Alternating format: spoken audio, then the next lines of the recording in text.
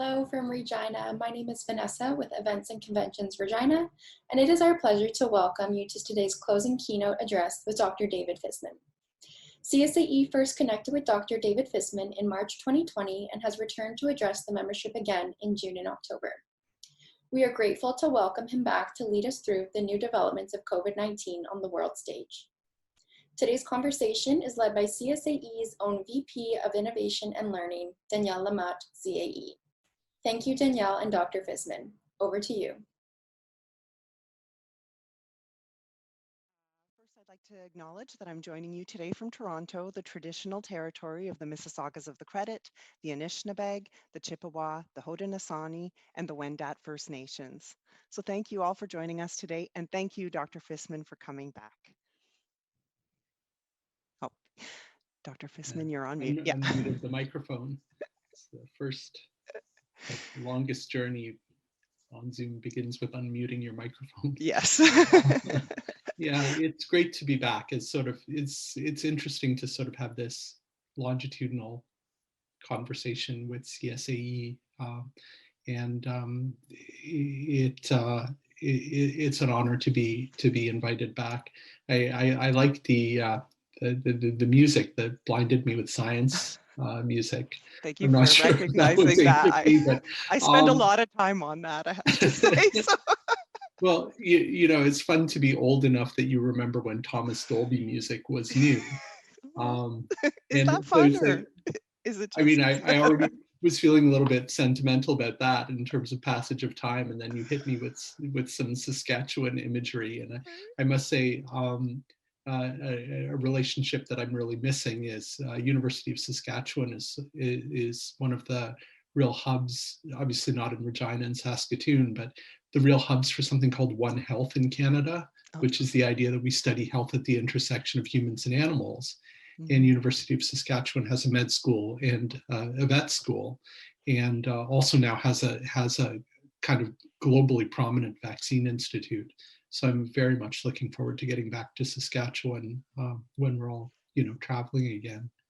At the intersection where this all began, right? With animals and human health. I think everybody gets it now. Yep. Yeah. So first off, how are you? I'm good. I mean, this is sort of the best of times, the worst of times, right? So for us, it's stressful and crazy, but it's also, this is my chosen field. I love this stuff. So I'm sick of COVID. I just I recorded a video message for a conference that I'm involved in, which is called the European Congress on Medical Microbiology and Infectious Diseases. And they're trying to figure out, I think what everyone on this call is trying to figure out, what is happening over the next 6 months? Are we back to meetings? Or are we not back to meetings? And what they've done is they've got a meeting scheduled for July for Vienna, Austria. And they're proceeding with sort of a sliding scale thing where it's a hybrid meeting is the default. But if things go crazy, it can go online. And if things are great, it'll be an in-person meeting. And I don't think any of us know where along that continuum it will land. But for my video message, they asked you to talk about something you were passionate about. And I said, absolutely not talking about COVID, because I'm tired of COVID. Everyone's tired of COVID. It's my research, emerging infections are my research area. I'm tired of it too. But at the same time, I had this amazing experience this morning teaching a class at U of T. That's, my day job is I'm a college professor. And holy smokes, my students are so engaged because the stuff that they're learning about is the stuff that's in the headlines every day. So we had this very nuanced, sophisticated discussion for an hour. It was supposed to be a 5-minute discussion at the beginning of class about antibody studies, seroepidemiology. And I don't think I could have dragged, 10 minutes out of them last year. Right. And they are all over it. They get it. They understand this stuff in a nuanced way. And I think this is going to be transformative for my discipline, because you've got all these 25-year-olds who see the world very differently this year than they did last year. So that's exciting. But yeah, I think we're all pretty tired. It's been a long stretch. I can't believe it's almost been a year. So where are we today with regards to this pandemic? So again, there's so much good news, but there's also, you know, it's a good news, bad news story. And I do have slides and can sort of show you that graphically. Yeah. We've come through what has historically been the worst wave of pandemics, which is the second wave when you have an emergence of an out of season pathogen. That's called a herald wave. So we had a springtime emergence of a wintertime virus with COVID. Coronaviruses usually are wintertime viruses. What it tends to do, as it did in Canada, is it goes away over the summer and then slams you in the fall and winter. So we are starting to exit that slamming. And there's a lot of positive stuff going on in the country where counts are coming down. We have some negative stuff too. Newfoundland, for example, has a rather large cluster centered around a high school. New Brunswick has had some struggles after post-Christmas. Places that have been quiet, for example, Northwest Territories had a bit of a cluster related to a diamond mine. So, you know, quiet places have had a bit of activity, but what a friend of mine calls the COVID-6, so that's BC, Ontario, Quebec, Alberta, Manitoba, and Saskatchewan, the COVID-6. A dubious honor. Pardon, a dubious honor where, yeah. I mean, where almost our entire epidemic has been. Yeah. You know, those places are all actually doing quite well. BC is a little bit tricky because they sort of release data at intervals. So right now we have them with exponential growth, but that's probably artifactual because they do a case dump on Mondays where all the cases they've saved up and haven't reported appear in the data. But yeah, no, Manitoba has a reproduction number of new cases per old case that's below 0.7 today. And the country as a whole is coming down. So that's great. Yeah. We have vaccine. Minister Anand, who's Minister of Procurement, had a great interview in Toronto Star talking about, you know, the effort to get vaccine to Canada. We're not the first off the start line, but I think we may be one of the first across the finish line because I do think the federal government's done well in that regard in terms of procuring vaccine. It's just, you know, it's going to take a while for it to ramp up, but it's starting to ramp up. So that's also very exciting. You know, we have the seasonal subsidence. The dark clouds on the horizon are these funny novel variants. So it's a bit of a chess game. You know, we figured out how to control the virus. We figured out how to bring counts down. We've got vaccine now, but the virus, you know, the virus is a player too. And the virus, it takes us about 30 years to make copies of ourselves, right? As human beings, we have a generation time of 30 or 40 years. And for a virus, it's, you know, it's very much shorter than that. And you know, we don't have billions of progeny, and a virus does. So natural selection is always gonna, you know, if it's a struggle in terms of natural selection adaptation, the virus wins every time. So what we now see are these novel variants, something that ecology colleagues call convergent evolution, where in different spots on the globe, be it Brazil, South Africa, or the UK, viral variants are emerging that are better at infecting kids.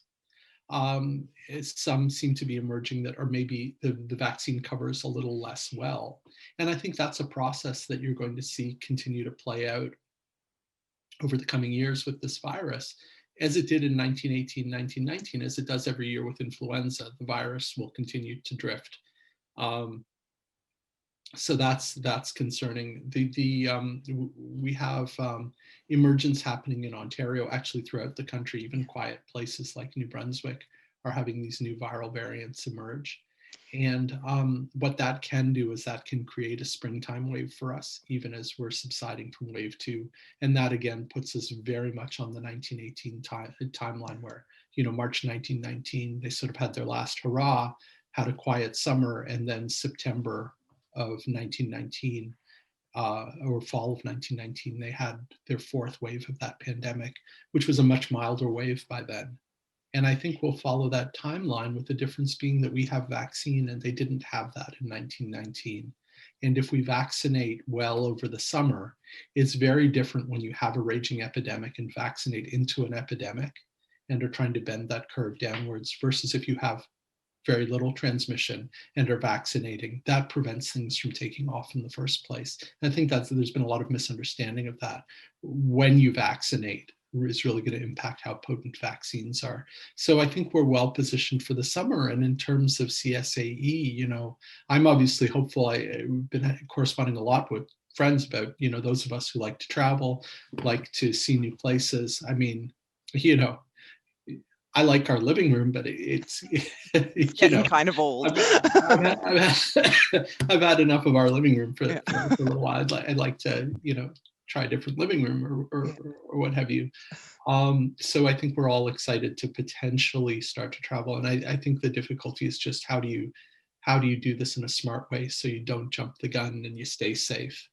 And I'd love to talk about that. Yeah, so I want to just ask you before we talk a bit about longer term post-vaccine.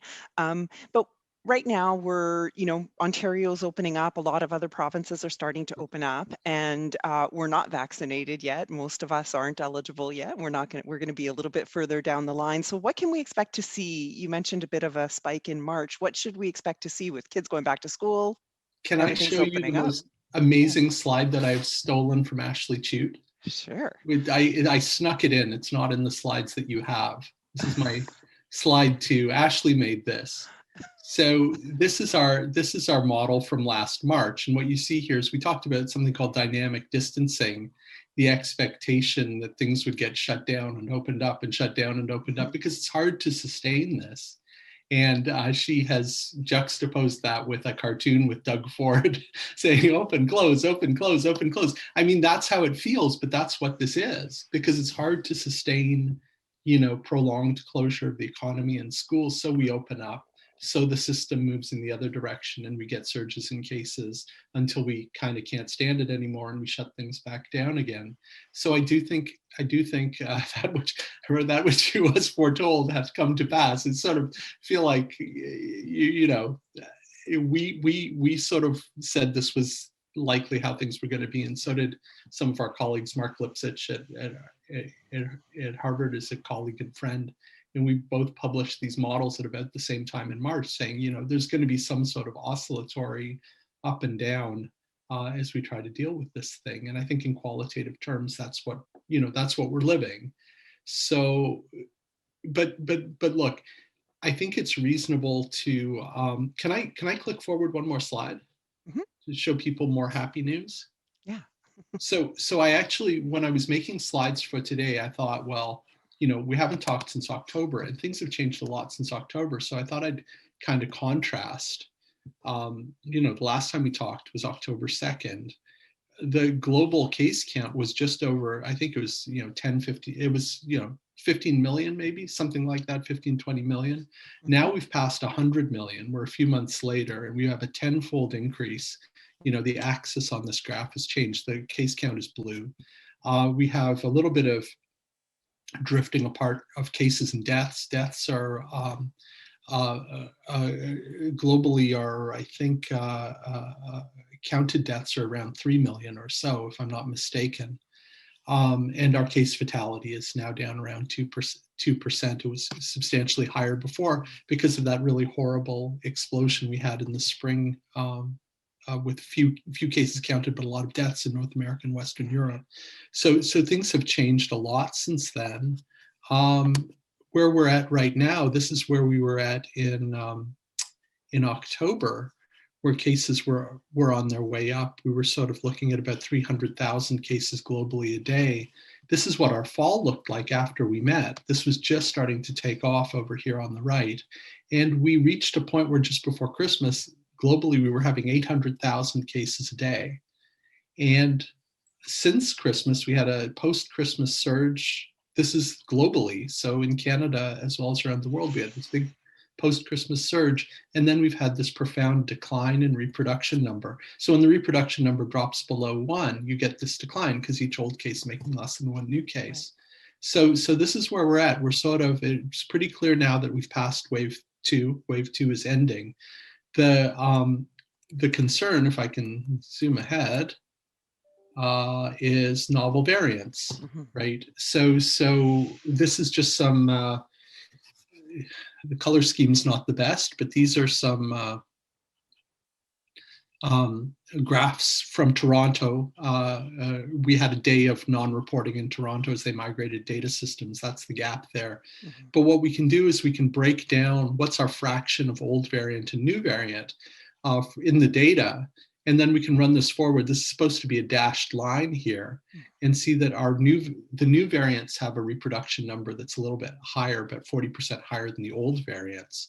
So if we keep our reproduction number for the old variants around 0.7, the new variants don't trouble us because they have a reproduction number less than 1. What's going to happen most likely is as we open up and we get to a point where our old variant reproduction number is 0.8, we're going to see the new variants take off. This is old variant reproduction number 0.9. So you get the new variants replace the old variants, and then we'll react to this and bring it down again. And I think that's where we very likely will get a March and April wave.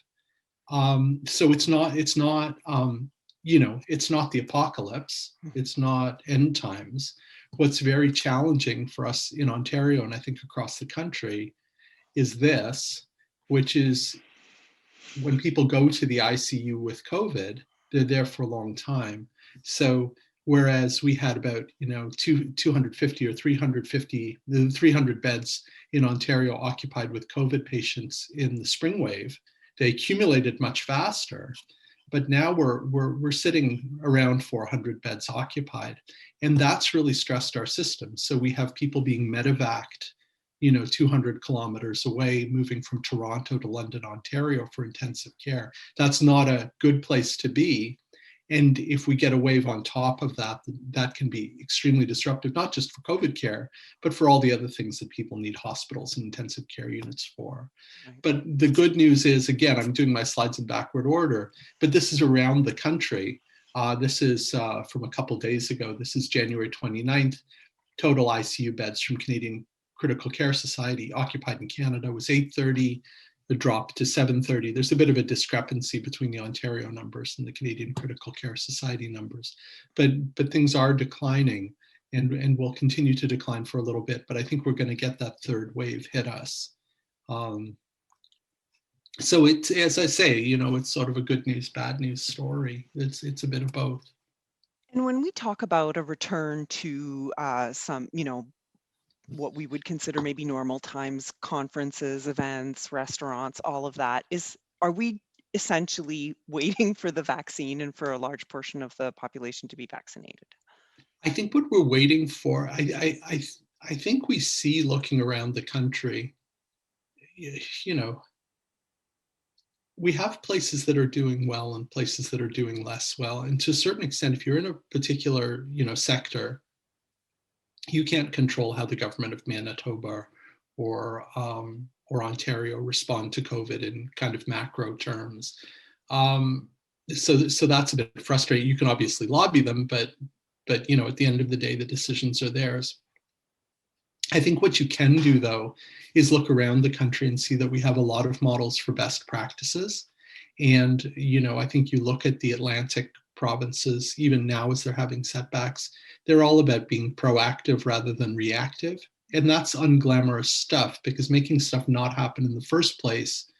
The Beaverton has a headline today, which is, the premier of PEI proclaims himself, Lord Poseidon of the seas in order to finally get a headline.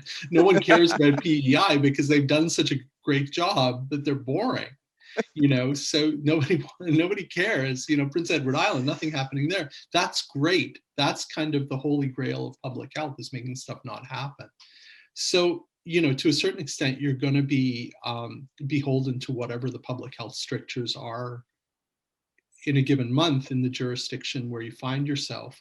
But I think what we can think about is there are a lot of things that we can do to keep people safer. Mm-hmm. Vaccination is part of immune experience for the population. Part of immune experience for the population is also having people go through infection and come out the other side. And we actually have good data from healthcare workers now that suggests prior infection doesn't absolutely prevent reinfection, but it's about as good as being vaccinated.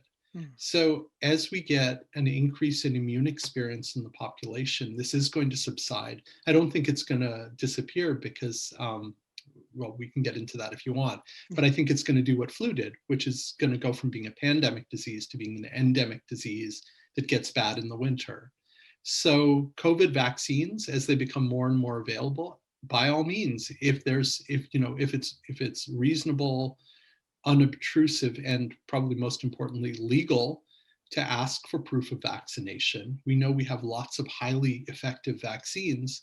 I don't really see, I understand what the civil liberties concerns are, and I understand what the privacy concerns are.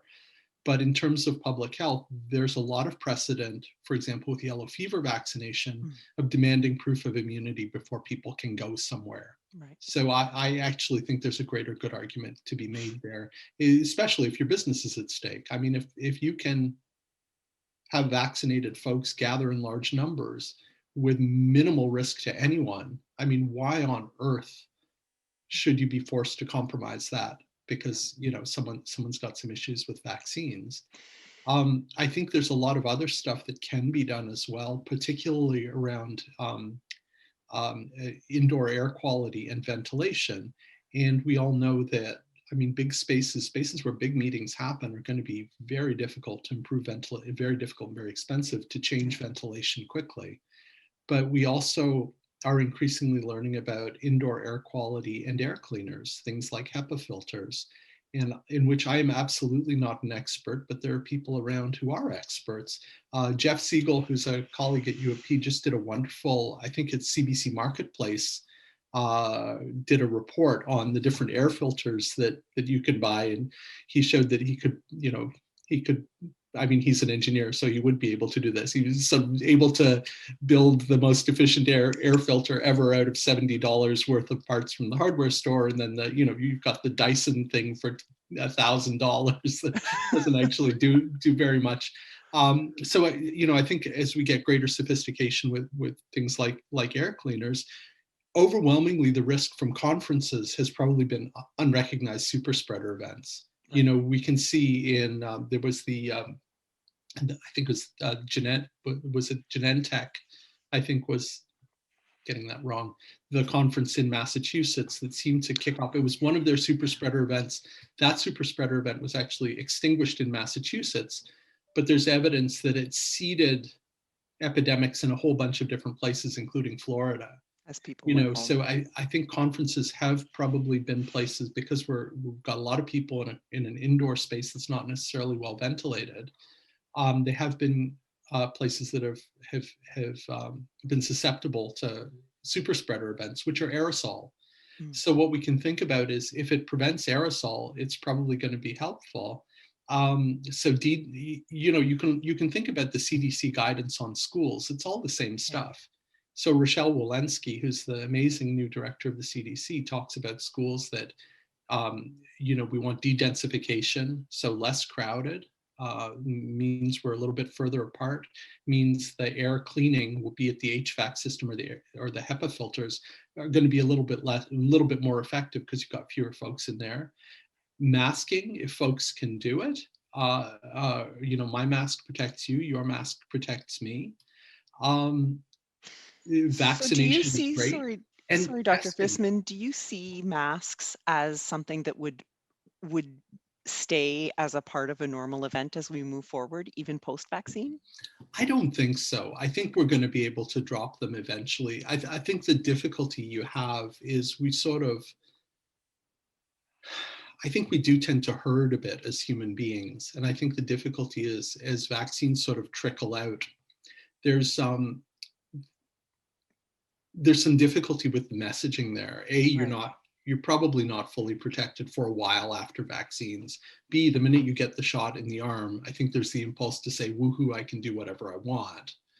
C, there's the issue that those around you aren't vaccinated. So I think there's a lot of concern that the public health messaging doesn't really do nuance in terms of, there's still potentially risk. You still want a role model. Let's take it slow. I don't see masks as a hugely onerous imposition, but I know there's a diversity of opinion on that. But I think given the the potential stakes here, you want to sort of change one thing at a time. Yeah. I do hope that we can get good and vaccinated pretty quick. I think the other thing to think about, and maybe we'll culturally be able to move in this direction a bit more in the coming months, are rapid tests, which again, if you're going to gather 500 people together, the use of rapid tests as a rule out to say all clear here. There are rapid point of care tests at this point that are in fairly wide use in the US. They're like a pregnancy test, and they're pretty accurate. In fact, the fact that they're a little bit less sensitive than PCR is actually a good thing, because they tend to only pick up folks with active infection. Right. You could also use that as an added layer of safety. And I think there is a group led by a fellow named Sandy White. I can't remember their name. That's sort of but would be happy to connect you with them if you would like, that has really been pushing the use of rapid tests by businesses, because I think a lot of businesses are getting very tired of waiting for government to catch up. When we're thinking about rapid tests, we're not really thinking about finding the case. We're thinking about giving all clear signals, like testing chlorine in a swimming pool, saying, there's nothing to see here. We're fine. Proceed. And I think that can be very helpful to your business and lots of other kinds of businesses too. Testing is a way to sort things into piles. Right. So if we don't use testing, we just sort of have to treat everyone the same. But we know risk isn't homogeneous across the population. It's very heterogeneous. So if we can use tests to risk stratify, we can have differential approaches in different places. I think this is starting to come up, actually, and I think this is positive, with moving places like Kingston, Ontario, right back into the green level in terms of COVID restrictions in Ontario. Kingston's done great. They should reap the rewards for that. They can be our own little bubble. They can, the Kingston, Hastings, Prince Edward bubble. The difficulty, of course, with that is if you have extreme gradients in risk, you probably want to maintain some sort of separation between areas that have extreme differences of risk.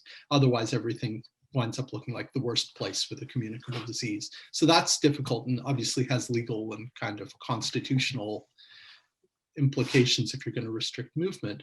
But we can do this, and we have done this in a lot of places in Canada very well. We know what to do. I have this vision of all the planners and venues on this call getting out their duct tape, trying to figure out how to make their own filters and get their rapid tests so they can welcome people tomorrow. I think we would all really enjoy that. Right. So a question about vaccination. So you mentioned that, post-pandemic, the coronavirus would be something that would come up maybe seasonally, or is this a vaccine that we would need to continue to get every year, or? We don't know yet. I had this conversation this morning with my students. We can't really talk about what this is going to look like in 3 or 5 years, right, either in terms of the protection from vaccine, long-term effects of vaccine, which I know I'm supposed to shush about that, because the anti-vaxxers will take anything that you say and turn it into a battle flag. But we can't know about that because it's hasn't been done before. It's new. We can't know about the long-term effects of COVID because it's new. So folks have been asking me this, this last couple of weeks, well, what are the long-term effects on health for children who got COVID versus those who didn't? Well, you can't talk about long-term health effects for a disease that's been around for 1 year. I mean, I can't tell you what 5 years out looks like. I know there are cohort studies in Canada that are funded and starting up now, but they're recruiting people who've had COVID and people who haven't had COVID, and we'll see over time. So, I think we have a culture that likes certainty, and well, we can't have it because not enough time has passed. So we need to do the best we can do with the information that we have at hand at the time we need to make decisions. The novel variants, the novel virus, it's all. So understanding that you don't have a crystal ball, but Do you think even in places like Toronto that have been harder hit than other areas, are we looking at something a bit more normal by the fall? I really think so. And, this is being recorded, so you can trot this out in 6 months and say, ah, yeah, idiot. It's a nightmare. But here are my reasons for thinking so. I think we are seeing subsidence now. We are getting better at this now. I think folks have started to understand the stakes and that it's worth investing. I think we have good data now. I'm trying to remember which bank was looking at an economic forecast for New Brunswick in terms of job losses and economic losses. It's now halved their forecast. Places that have done well on disease control have done well economically. And I think that is sort of creates a bit of a positive feedback loop in terms of motivating folks to do better on disease control because they know it's going to help the economy. So I think we're in a bit of a different place psychologically. I also think we are going to get a summertime subsidence in disease risk, and we're going to be vaccinating on top of that. And vaccinating into a population that doesn't have disease transmission going on, or doesn't have much, which I think is likely over the summer, was likely, it happened last summer, even though we had a much more susceptible population then. That is potentially hugely impactful. So if we can get the job done in terms of vaccination, we may be at a point where we actually do get a very good fall where this takes off minimally or potentially not at all. What we're already seeing in Ontario, let me just go back to a stolen slide from Nathan Stahl. So my colleague Nathan put this up on Twitter the other day. This is what's happening with cases in long-term care in Ontario, and we haven't finished, embarrassingly, we haven't finished vaccinating long-term care homes in Ontario. We've finished, I think, pretty much in kind of the hot spots. But you can also see the deaths in long-term care are leveling off. So we've gone from we've had days over the last couple of months where it's been 80 deaths a day in Ontario, and we're now down at 15 deaths a day. That's obviously tragic, but it's a very different order of magnitude. And I think we are going to start seeing leveling off in terms of long-term care as a source of death and destruction as we get vaccine into arms. You can see this in the rolling average. This is from a couple of days ago. Orange is, I believe, I'm trying to remember, orange is Ontario and red is Quebec, so which have contributed the most deaths nationally. Those are starting to taper down. In Israel, Israel's a small country, so it's about 10 million people. They've vaccinated massively, and they started with the strategy that I would have hoped we would have adopted in Ontario. I'm a bit disappointed with Ontario. They have really been vaccinating everyone 60 and older, regardless of if they're in long-term care or in the community, because folks who are over 60 have an astronomically different risk of death. So this is from a fellow named Eran Siegel, who's I think a physicist. He's not a health guy, but he does data, who's become a bit of an Israeli COVID wonk. And Iran is looking at what's happening to cases by percentage, over time in Israel. This is a little bit funny for me. Oh, this is 0 to 59% of all cases. So you're getting, I'm not totally sure that I understand this graph in terms of, he's trying to show divergence in risk. Well, if you don't understand it, I never will. I probably shouldn't have looked at his label, because I understood it fine until I looked at his legend there.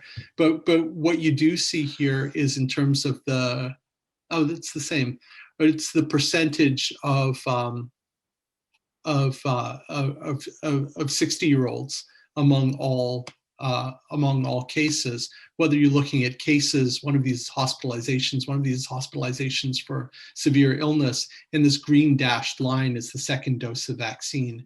And what you're seeing is there's just this marked decrease in the percent of cases being contributed by 60 and overs as the vaccine starts to kick in. So that's the way to do it. The Israelis are doing that right. And I wish we were doing that here in Ontario. It doesn't sound like we're going to do it that way. but we'll get to folks eventually. And, one could be optimistic that by summer we'll be done with 60 and overs. And I think going into the fall, then that creates a very different reality. We have lots of vaccine coming. We have lots of really good vaccine coming. I think 4 out of the 5 vaccines that one anticipates being used in Canada at the moment are really good. I do have concerns about the AstraZeneca vaccine. I don't think it works especially well in older people. And it looks like it probably doesn't prevent infection, it prevents disease, but in young people. So that's not the greatest. But the mRNA vaccines like Pfizer and Moderna are just crushing this thing. And they seem to be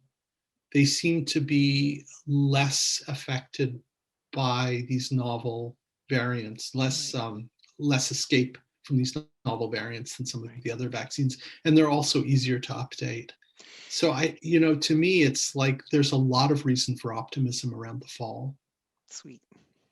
That's what we want to hear. I don't want to, but just if I could say, I'm aware there's high stakes here. Yeah. I don't want to be the person who says, go ahead, the fall's going to be fine. I don't know that with certainty. But if I had to put my money down on this, I think we are going to be in a very different place by fall, because we're going to have subsidence after what I think is possibly a nasty spring wave coming. Right. I think we are going to subside, and we're going to vaccinate on top of that. And I think that could be incredibly impactful. And may I ask you one question about these novel variants? Because last summer, as you mentioned, it actually was, in the context of a pandemic, pretty pleasant. We could do things, we could be outside. Have we seen with these novel variants outdoor transmission? Because that's been like the one thing we've been like, yes, I can be outside, and that's safe. I don't know. I'm not aware of that. So what we have seen is we've seen summertime explosions. In fact, the Brazilian variant, this P1 variant, was picked up precisely because no one expected Manaus, which is the city in Brazil where it took off, to have another wave, because they actually had good seroprevalence data on Manaus, and something like 70% of the population had been infected. So that was the flag for people that, wow, Brazil has a summer wave. That's weird. It's a seasonal. You can say, well, Brazil's equatorial more or less. So maybe seasonality is attenuated, but also you seem to have a lot of prior immune experience in that population. And that's actually why they went out looking for a variant in Brazil. That was the upstream narrative to that. South Africa similarly has had a summer wave. So an out of season, and South Africa is temperate. So these variants could mess us up a bit. They are clearly, our best estimate for Ontario is they're 40% more transmissible than old variants. So that can keep the reproduction number above 1, where before it was below 1. So I think that's very appropriate in terms of caution. I'd also add that we don't know yet whether they're actually more virulent. There's some data from the UK suggesting that they may kill people more, which has implications both in terms of severity of infection, but also in as much as on your way to being dead, you probably pass through a hospital. If a higher fraction of cases are hospitalized, that also has implications for the health system. So they're not to be dismissed, but it also is clearly not apocalyptic, and places that have been dealt this hand have brought things back under control. Most of them, Denmark has, the UK has reeled things in with some school closure, which they were very reluctant to do. Portugal let this get out of hand, and Portugal's hospitals have been overwhelmed, probably by the Brazil variant.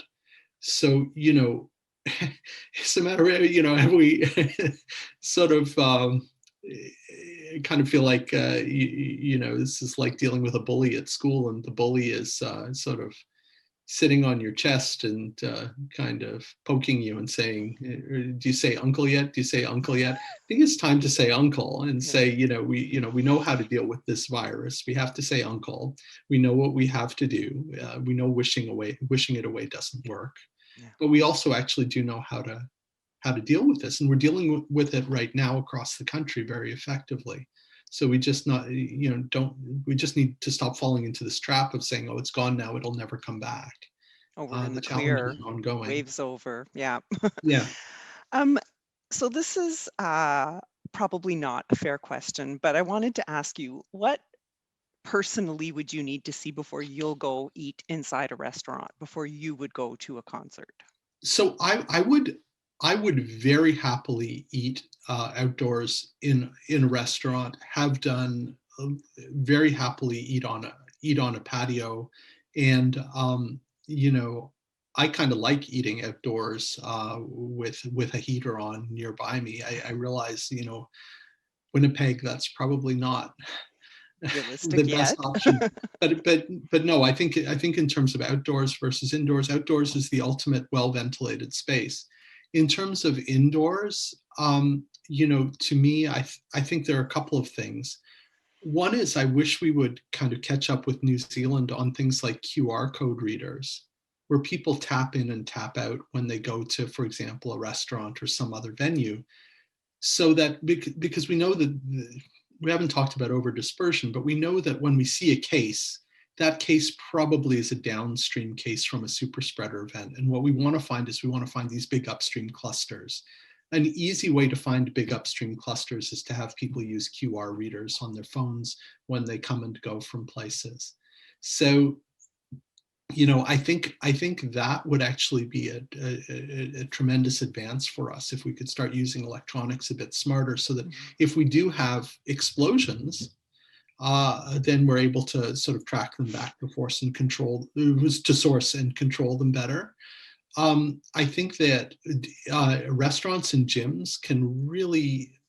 I have a colleague named Shelley Miller at University of Colorado Boulder, who's been working with a lot of gyms around use of air cleaners and ventilation, because we know there's super spreader events happen in gyms. We know, from Hamilton, Ontario, and Calgary too, I believe, that having activities like spinning, where you've got someone up at the front of the room yelling at everyone, that's an aerosolizing activity. Right. But not everything you do in a gym generates aerosol necessarily. So with air cleaners, possibly modifying the kinds of activities that we use, we can get folks back into well-ventilated indoor spaces probably pretty safely, especially if we're vaccinated, potentially with the use of adjunctive testing if that technology becomes widely available. So I think there's a lot we can do. For me, restaurants, I have a little bit of the US CDC data on restaurants was among sporadic cases, the odds ratio associated with being in a restaurant or bar was 4. So there probably have been a major driver of sporadic transmission early in the pandemic. So for me, I'd want to see a lot more sophistication from folks in the hospitality sector about the importance of ventilation. And we know there's actually just been a thing from the US on occupational risk, and folks who work in restaurants are actually right up at the top in terms of likelihood of acquisition of COVID. So I think restaurants have been hotspots, and I think we need to use science and figure out how to get places open again. But I think outdoor service is great, and I feel totally comfortable with that. I think it's a matter of indoor space where people are talking, laughing, unmasked, which you have to be by definition in a restaurant. I think that's challenging, but you can harness science to get around it. And when you talk about QR code technology, who facilitates that? Like I know we have the app in Ontario that, I don't know how many people are using it. What's the difference? Well, I know that City of Ottawa has started to experiment with that, and I'd be happy to explore that further and send that back to you. Okay. One example of the application of exactly that kind of technology are the Presto Cards, which we use here in Toronto for transit. And if you recall, early on in York Region, we had a case on a GO bus, and contact tracing was done through the use of Presto Cards. It's exactly the same idea. So, Presto would, and I've talked to folks from Presto before, Presto would be a bit of a no-brainer in terms of, harnessing Presto technology to have tap in, tap out for people who go in and out of stores and restaurants. I mean, that would be the easy way to do it because we already have the expertise. but I'm aware that there are other folks, without mentioning company names, who have approached the provincial government here in Ontario and haven't really gotten any traction. And it's a shame because it's opportunities for homegrown innovation with this stuff. We actually do have companies in town that do readers, that do data management, that do this sort of thing. The obvious example to me, though, is Presto.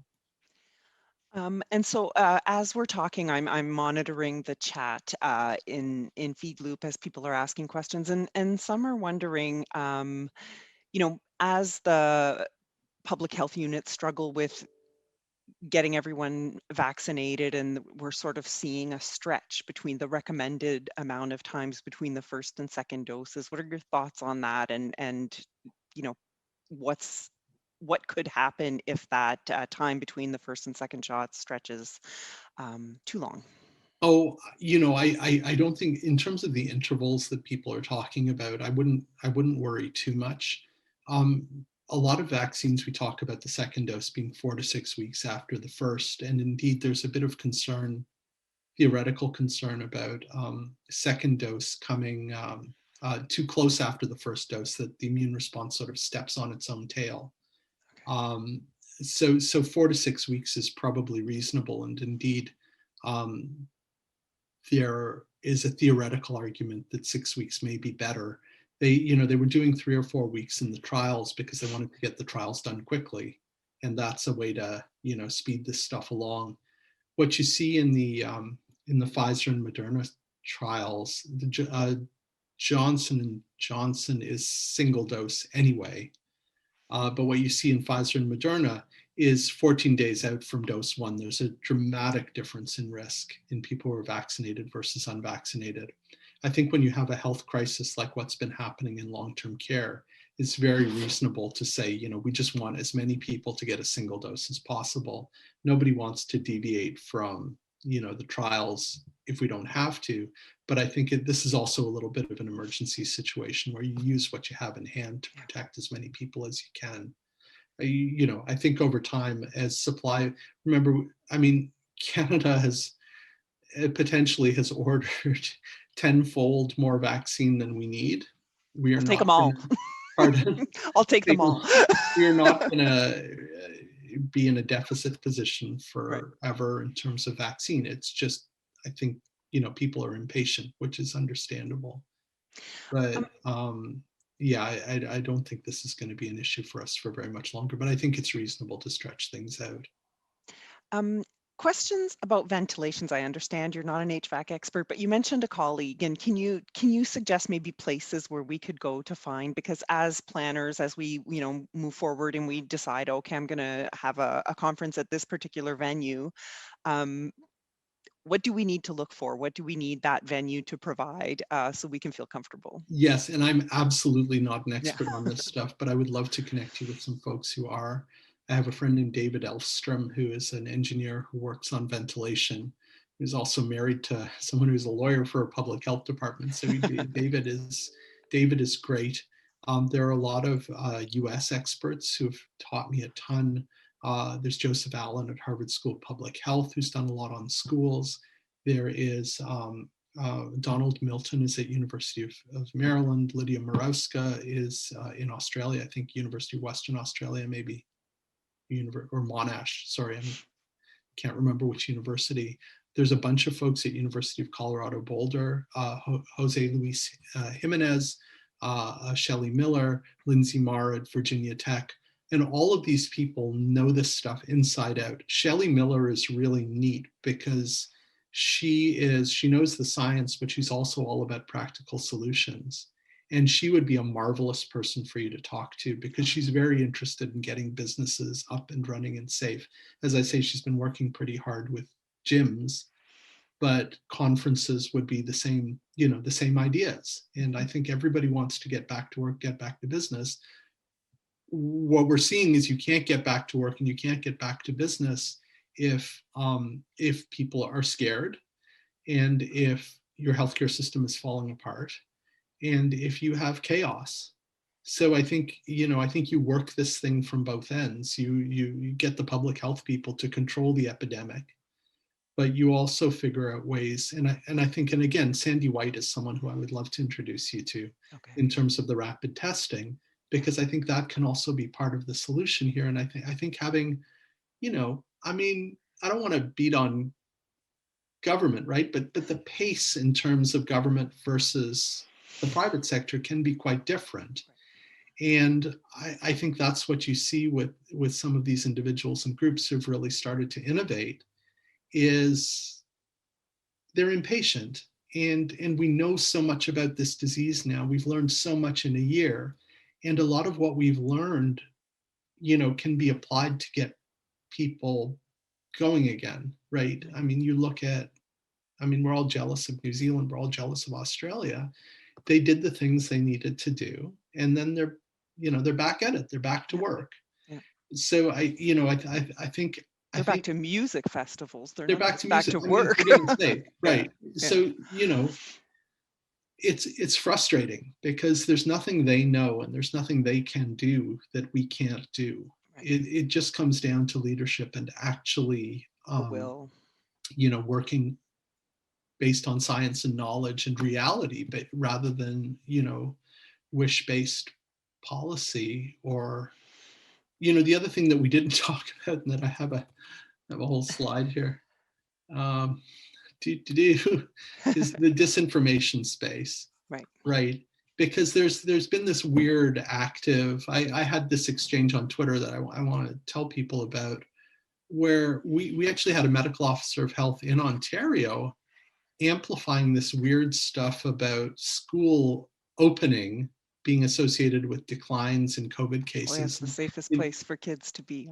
Right. And folks actually went through on Twitter and said, this is from South Africa. This is actually nonsense, that someone's annotated this graph and said, that's not what happened at all.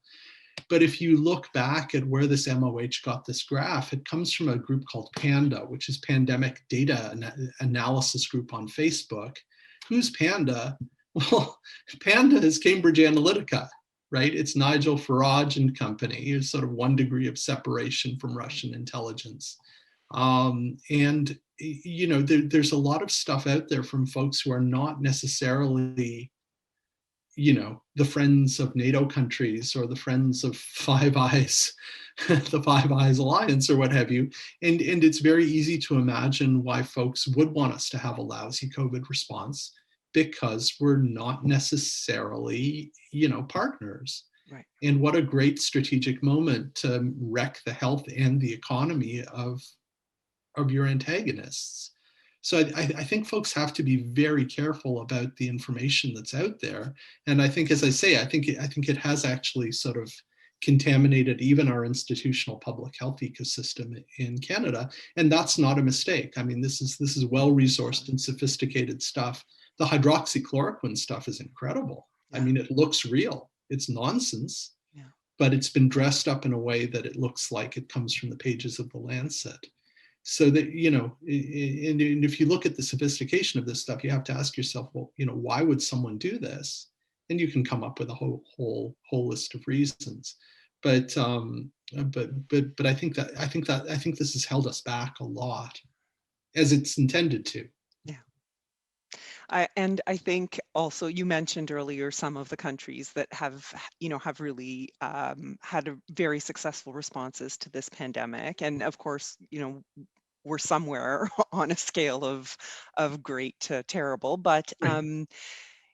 We're also pretty fortunate to see what kinds of inventory of vaccines we're about to have. And can you talk a little bit about where Canada falls on sort of the global scale in the vaccination initiative and what we're doing?